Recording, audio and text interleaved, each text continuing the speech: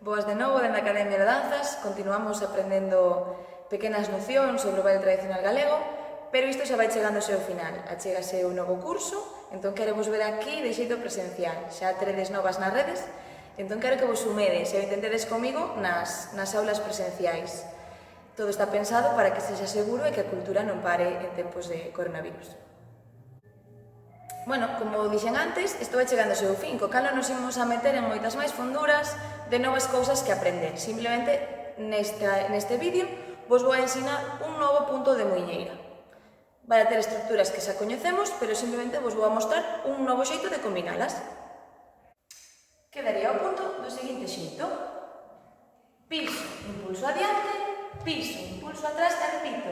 Piso, impulso atrás. Sí? De aquí, a miña perna que debuxa vai a abrir ao lado para que a outra pique. Sí? E agora ao revés.